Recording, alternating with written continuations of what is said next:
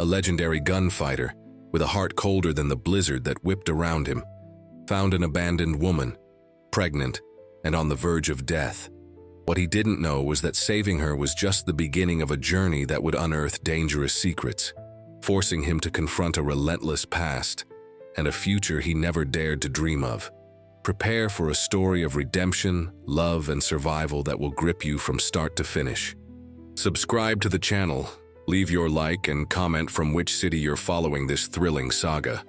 Was the howl of the wind a desperate prayer, or the harbinger of yet another soul lost to the white and cruel immensity?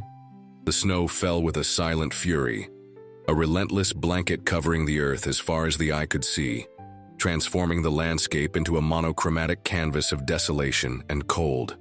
The horse, a sturdy dark-coated animal, snorted clouds of steam with each hesitant step, its hooves sinking into the accumulated snow. Upon his saddle, the solitary rider scanned the horizon with eyes that had seen more winters than he cared to admit.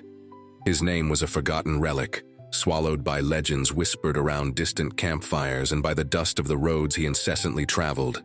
To the world, if the world still cared, he was just a shadow, an armed phantom riding through forgotten confines. It was then, as the sun threatened to surrender to the icy afternoon, that his trained eyes, accustomed to distinguishing the slightest movement in the vastness, fixed on a dark, motionless point near a rocky outcrop that rose like a decayed tooth in the white gum of the plain. The snow swirled around the form, almost engulfing it. Curiosity was a luxury he rarely allowed himself, as it usually came accompanied by trouble. But something in the stillness of that figure compelled him to change his course. As he approached, the shape took on human contours. It was a woman, young, perhaps no more than 20 springs if life had ever allowed her to know any. Her belly was prominent beneath the thin, torn clothes, betraying an advanced pregnancy. She was huddled, almost fused to the frozen rock, her lips a cadaverous blue, murmuring unintelligible words, perhaps prayers to gods who had long abandoned her, or simply the hungry delirium of the cold. The rider dismounted, the creak of the saddle leather breaking the oppressive silence. His face, a tapestry of deep lines carved by the merciless desert sun and the biting mountain winds, was a map of roads not taken and losses that haunted him like persistent specters. His eyes, usually cold and piercing as the steel of his Colt revolver, rested upon her, and for a fleeting instant, a spark of something he believed extinguished years ago. Compassion, perhaps, or just the raw recognition of another's despair, gleamed in their gray depths. He had seen death up close many times, in many forms, but there was something about the sight of that young woman, so close to succumbing with a life yet to bloom inside her, that struck a forgotten chord in his hardened soul. With the reluctance of someone who fears hope more than danger, he knelt beside her. Her breathing was weak, an almost imperceptible puff. He took off the heavy sheepskin coat that protected him, and with a gentleness that would surprise anyone who knew his reputation, wrapped her in it. He lifted her into his arms. She weighed next to nothing, a bundle of bones and suffering. He settled her onto his horse, mounting behind her, and headed towards the only refuge he knew in that inhospitable region. It was a cabin forgotten by time, nestled in a small, hidden canyon, a scar on the earth that protected him from both the merciless weather and the prying eyes of lawmen or others, worse, who might cross his path. The air inside smelled of resinous pine smoke, old leather, and a solitude so dense it could almost be touched. He lit the fireplace with the skill of someone who performed that ritual daily for countless seasons. The flames soon licked at the dry wood, crackling cheerfully, a stark contrast to the heavy silence that had settled between the cabin's two occupants. In the first few days, she barely spoke, her large, haunted eyes fixed on the hypnotic dance of the fire, as if seeking answers or forgetfulness there. He, in his usual reticence, tended to her superficial wounds, cleaned cuts and scratches with warm water, and herbs he gathered in the rare thawing periods, and provided the little he had: thin rabbit broth, a piece of stale bread, fresh water from a spring he knew nearby. He was a man of few words whose distrust was a second skin, forged in past betrayals that haunted him like persistent ghosts on sleepless nights. Every gesture of care was a battle against his instinct for isolation. His internal conflict, the visceral fear of connecting again, of caring and inevitably being hurt again, was a silent war waged in the core of his being against the primitive urge to protect that fragile life and the other, yet to come, that she carried. The plain outside was a sea of immaculate white under a vast and severe sky, where the wind hissed between the frozen cactuses and twisted bushes like ancestral laments.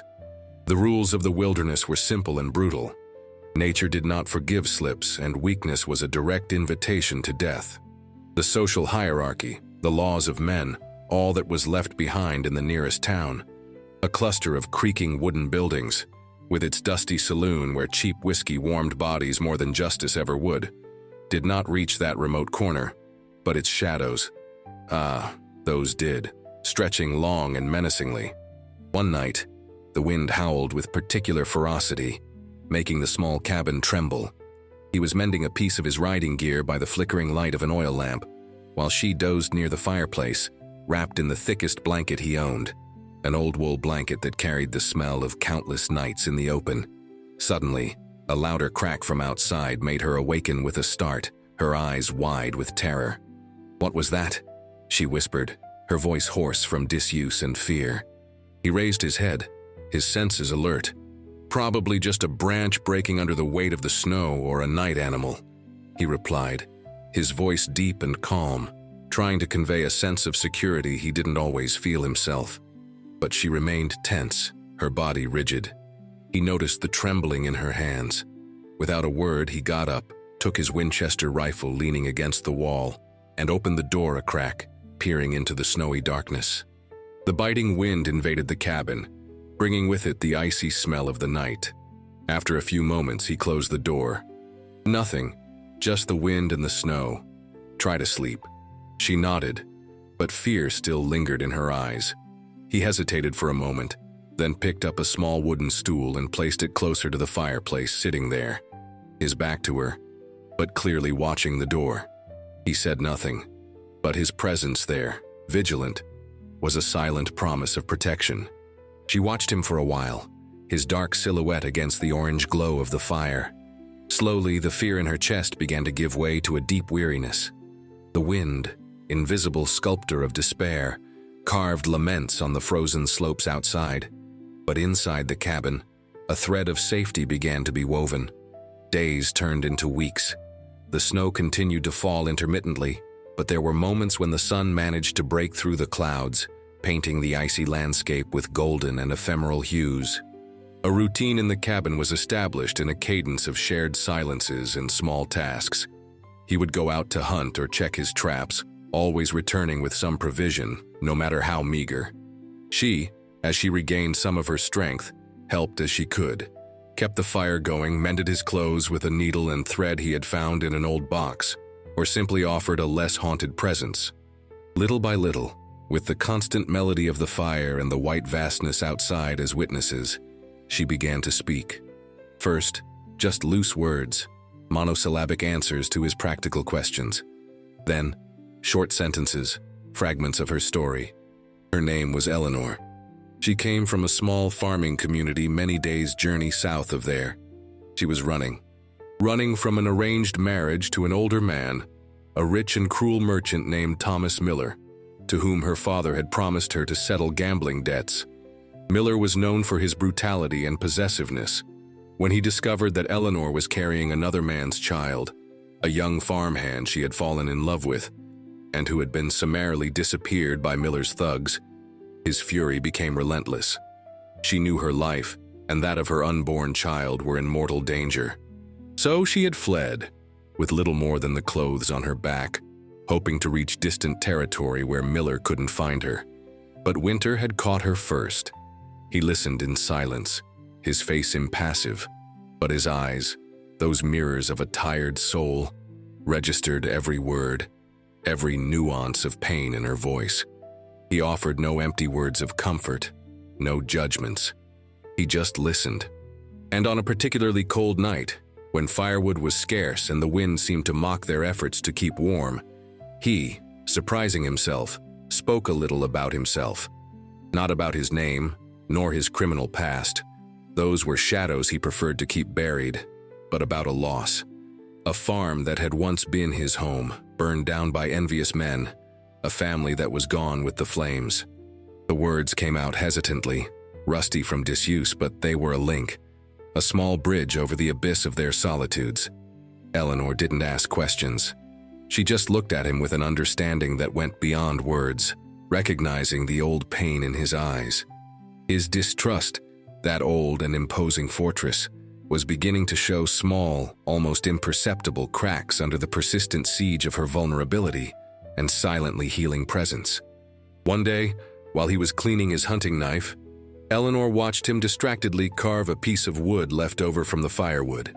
With slow, precise movements, the rough wood began to take shape under the blade. When he finished, he held out a small bird to her, crudely carved but with a certain naive grace. For when he arrives, he murmured, his face turned away, almost embarrassed by the gesture.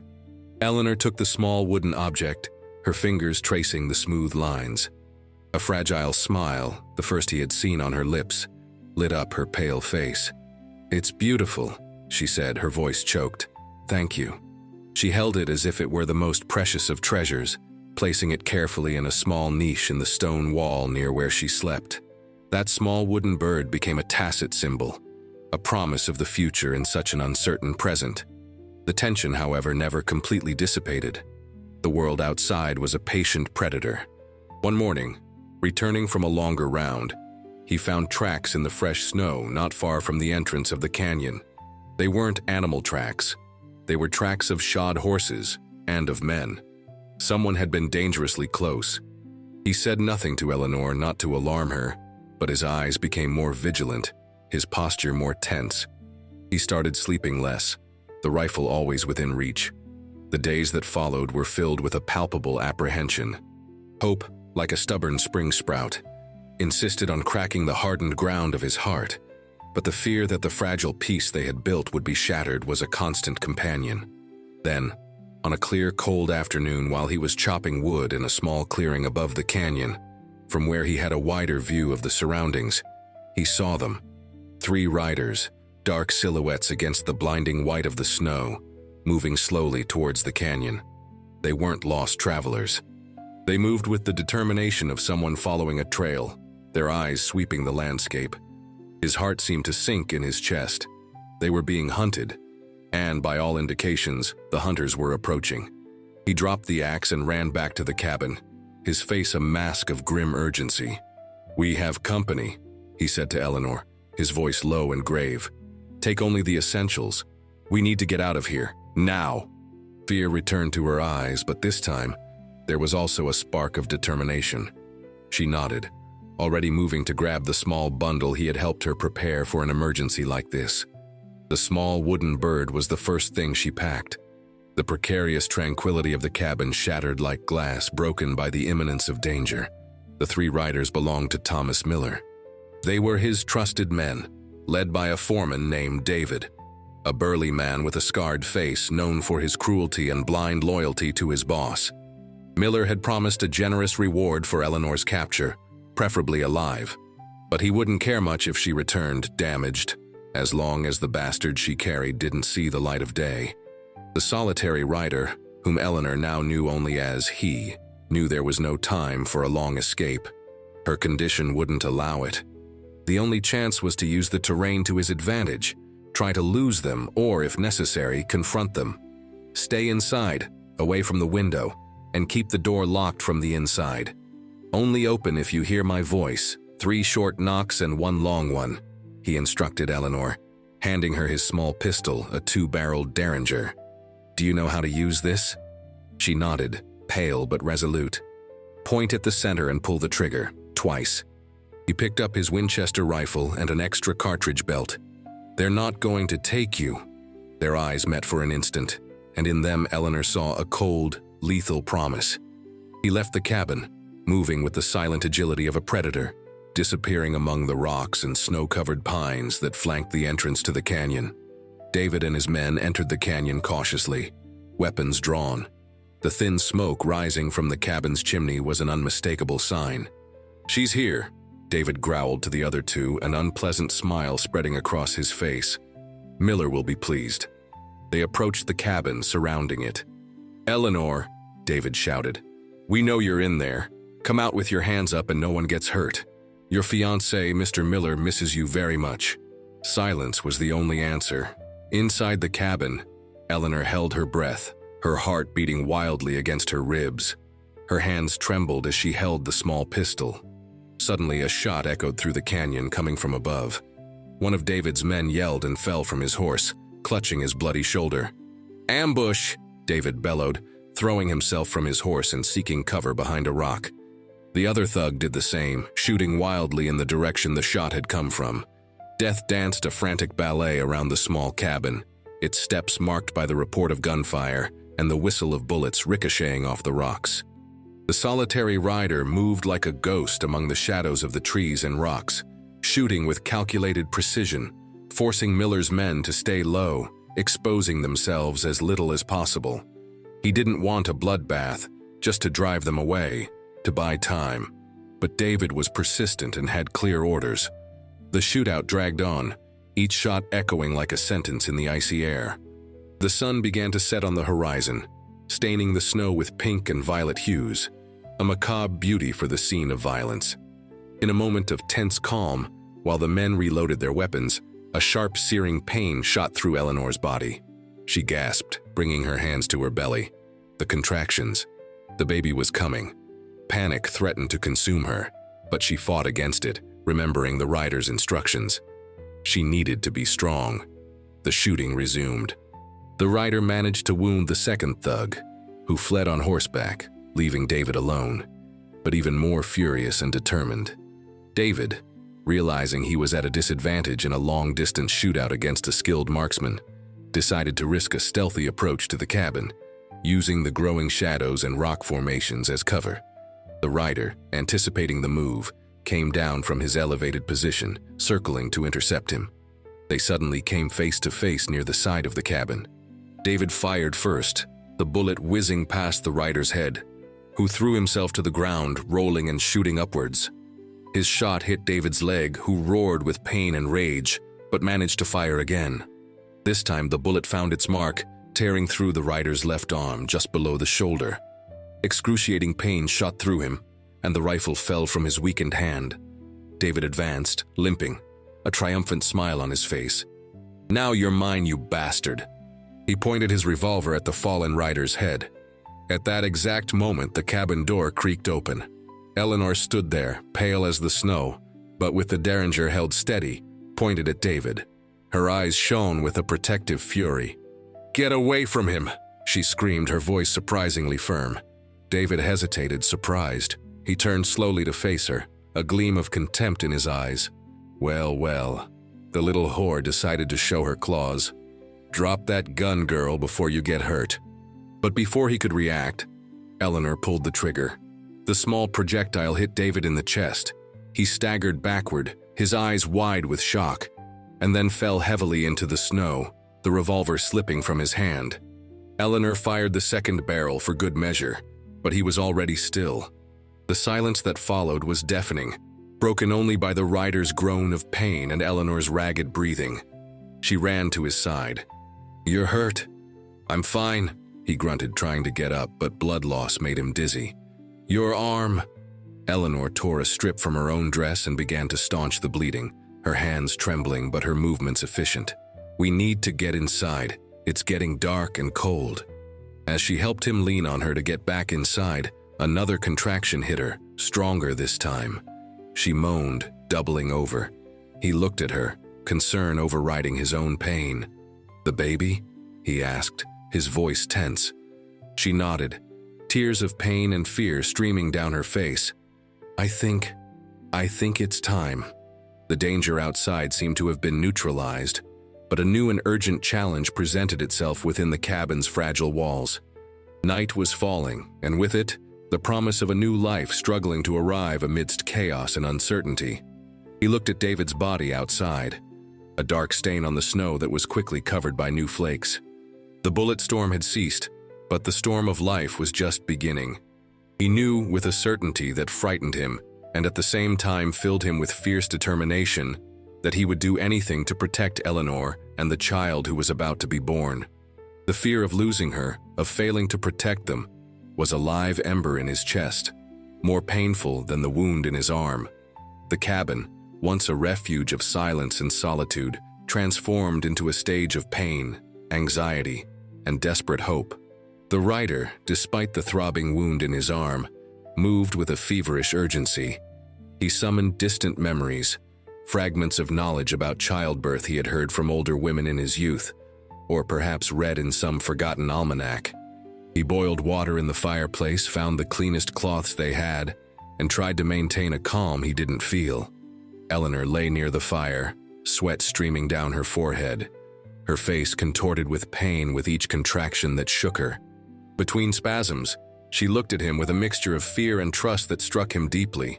He held her hand, his hand bloody and dirty, hers small and trembling, and in that touch there was a communication that transcended any words. "You can do it, Eleanor," he said, his voice hoarse but firm. "You are strong." The hours dragged on, each minute an eternity. Outside, the wind howled like a choir of restless spirits, and the snow continued to fall, isolating them even further from the world. He wiped her face with a damp cloth, whispered words of encouragement, and fought against his own exhaustion and the pain radiating from his wounded arm. In a moment of particular agony, Eleanor cried out, gripping his hand with surprising strength. "I can't. I won't make it." "Look at me, Eleanor," he said, his voice filled with an intensity that made her focus her eyes on his. "You will. We will. Together." And then, when it seemed her strength would completely drain away, when the cold dawn began to timidly lighten the sky outside, a cry erupted. A sharp, strong, vibrant cry, the most beautiful and terrifying sound he had ever heard. A girl, small, wrinkled, covered in blood and life. He picked her up with awkward gentleness, his heart beating like a runaway drum. He carefully wiped her with a warmed cloth, wrapped her in another, and placed her in Eleanor's exhausted but radiant arms. Tears streamed freely down Eleanor's face, but now they were tears of relief, of joy, of an overwhelming love. She looked at the child and then at him, a look that contained a universe of gratitude and affection. "She's perfect," Eleanor whispered. He just nodded, his throat tight with an emotion he couldn't name. He sat beside them, exhausted, but with a sense of peace he hadn't experienced in years, perhaps ever. The child's first cry was the anthem of a new season, sweeping away the ghosts of winter from their souls. The immediate danger from the pursuers had passed, but Miller's shadow still loomed on the horizon. They knew they couldn't stay in that cabin forever, but for now, in that small space warmed by the fire and the miracle of new life, they were safe, and they were together. In the days that followed, as Eleanor regained her strength and the little one learned to know the world through the sounds and smells of the cabin, a new dynamic settled. He cared for them with silent dedication, hunting, cooking, keeping watch. He watched Eleanor with the baby, the tenderness in her gestures, the strength in her gaze, and something in his chest warmed, melting the last layers of ice that encased his heart. One afternoon, as Eleanor nursed the girl, she looked at him and said, "We need to give her a name." He was silent for a moment, then said, his voice low, "Hope, Hope." Eleanor smiled. "Hope. It's perfect." Then she looked at him gently. "And you? Do you have a name?"